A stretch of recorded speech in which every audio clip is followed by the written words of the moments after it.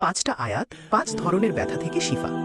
কুরআনে আছে শত শত আয়াত, কিন্তু এমন কিছু আয়াতও আছে যেগুলো শুধু পড়ার জন্য নয়, ব্যথার সময় আশ্রয় নেওয়ার জন্য। নবী করিম সাল্লাল্লাহু আলাইহি ওয়াসাল্লাম নিজে পড়েছেন, সাহাবায়ে কেরাম পড়েছেন, আর আল্লাহর ইচ্ছায় শিফাও পেয়েছেন। একবার ভেবে দেখুন তো, একই ব্যথায় কেউ বছরের পর বছর কষ্টে থাকে, আবার কেউ দোয়া পড়ে আল্লাহর দিকে ফিরে ধীরে ধীরে স্বস্তি পায়। কেন এমন হয়? কারণ ব্যথা সবসময় শুধু শরীরের বিষয় না। কখনো এটা শরীরের দুর্বলতা, কখনো মানসিক চাপ, কখনো গুনাহের প্রভাব, কখনো পরীক্ষা, কখনো আবার এমন কষ্ট যা মানুষকে তার রবের দিকে ফিরিয়ে আনার জন্যই আসে। তাই আল্লাহ চান আপনি যখন ব্যথায় পড়বেন তখন শুধু কষ্টই অনুভব করবেন না, জানবেন কোন আয়াত পড়ে তার দরজায় কড়া নাড়তে হয়। আজকের পোস্টে এমন 5টা আয়াত নিয়ে কথা বলবো যেগুলো 5 ধরনের ব্যথার সময় শিফার নিয়তে পড়া যেতে পারে। 1. মাথা ব্যথা।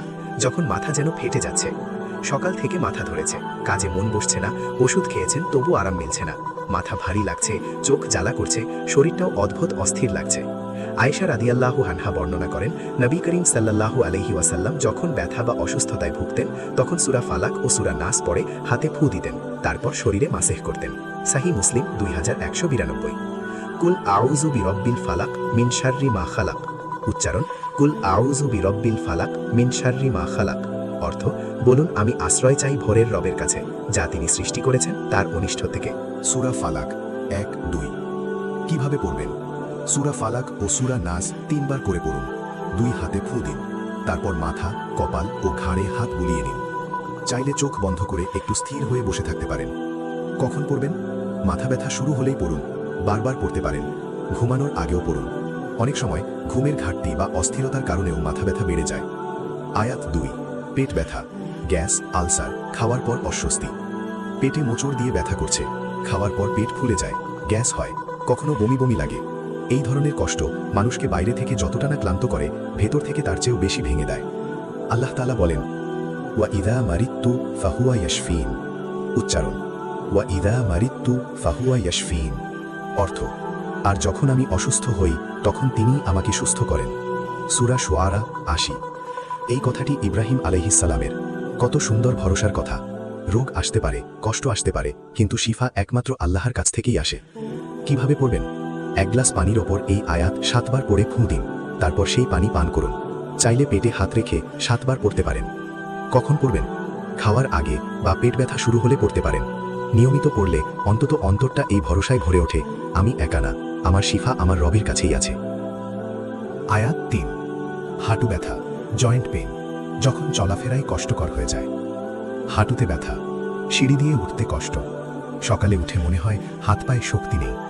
কোমর, ঘাড়, হাত সব জায়গায় যেন ব্যথা জমে আছে। বয়স বাড়লে বা পরিশ্রম বেশি হলে এই কষ্ট আরও বেশি বোঝা যায়। আল্লাহ তাআলা আইয়ুব আলাইহিস সালামকে বলেছিলেন, উরকুত বিরিজলিকা হাদা মুখতাসালুন বারিদুন ওয়া শারাব। উচ্চারণ: উরকুত বিরিজলিকা হাদা মুখতাসালুন বারিদুন ওয়া শারাব। অর্থ: তোমার পা দিয়ে মাটিতে আঘাত করো, এই হলো শীতল পানি, গোসল ও পান করার জন্য। সূরা সাদ 42। আইয়ুব আলাইহিস সালাম দীর্ঘদিন রোগে ছিলেন, শরীরে কষ্ট ছিল, জীবনে কষ্ট ছিল, তবু তিনি আল্লাহর দিক থেকে মুখ ফেরাননি। এই আয়াত শুধু শিফার কথা না, ধৈর্যের কথাও মনে করিয়ে দেয়। কিভাবে পড়বেন? ব্যথার জায়গায় হাত রেখে এই আয়াত 11 বার পড়ুন, তারপর আস্তে করে মালিশ করুন। চাইলে পানির উপর পড়ে সেই পানি ব্যথার স্থানে ব্যবহার করতে পারেন। কখন পড়বেন? সকালে ঘুম থেকে উঠে এবং রাতে ঘুমানোর আগে পড়া ভালো। বিশেষ করে যাদের ব্যথা পুরনো, তারা নিয়মিত পড়তে পারেন। আয়াত 4। বুক ব্যথা, দুশ্চিন্তা, হৃদচাপ, শ্বাসকষ্ট। কখনো বুকের ব্যথা শুধু বুকের না, ভেতরেরও। শ্বাস নিতে কষ্ট হয়, দুশ্চিন্তা করলে বুক ভার লাগে, কখনো বুক ধরফর করে, কখনো মনে হয় ভেতরে ভেতরে সবকিছু চেপে বসে আছে। আল্লাহ তাআলা বলেন, আলা বিযিক্রিল্লাহি তাতমাইন্নুল কুলুব। উচ্চারণ: আলা বিযিক্রিল্লাহি তাতমাইন্নুল কুলুব।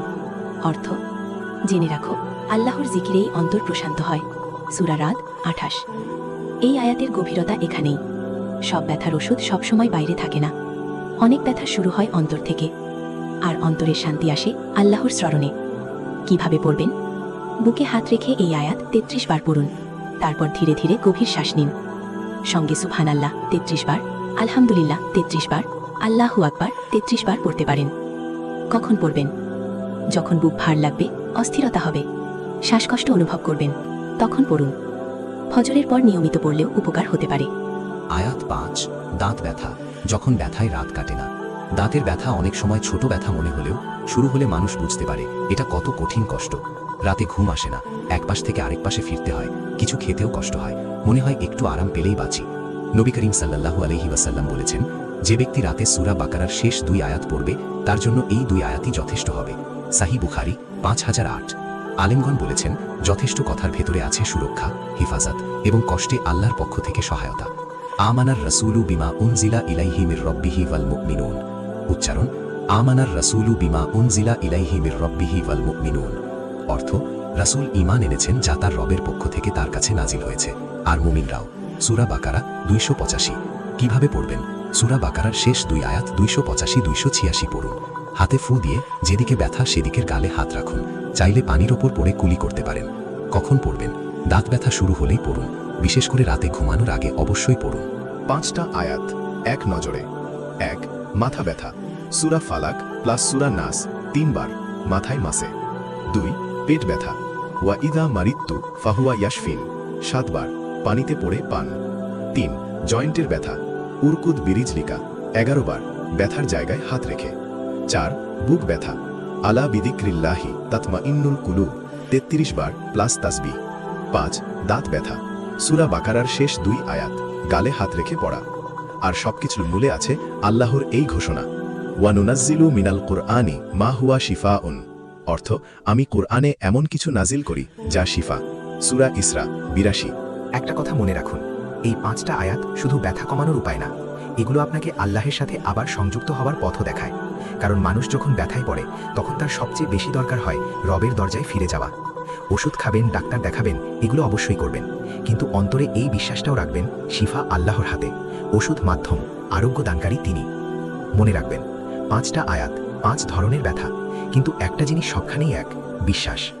মনে সন্দেহ রেখে পড়লে সেই শক্তি আসে না, কিন্তু যদি অন্তর থেকে বিশ্বাস করেন আল্লাহ শিফা দিতে পারেন, আল্লাহই শিফাদাতা, তাহলে এই পড়া শুধু শব্দ থাকে না, তা হয়ে যায় দোয়া, আশ্রয়, কান্না আর ভরসা। সাহাবায়ে কেরাম সূরা ফাতিহা পড়ে সাপে কাটা মানুষকেও আল্লাহের ইচ্ছায় সুস্থ হতে দেখেছেন, কারণ তারা জানতেন কোরআন শুধু তিলাওয়াতের জন্য না, কোরআনে শিফাও আছে। এখন আপনার জীবনে কোন ব্যথাটা বেশি? মাথা ব্যথা, পেট ব্যথা, জয়েন্টের ব্যথা, বুক ভার লাগা, নাকি দাঁত ব্যথা?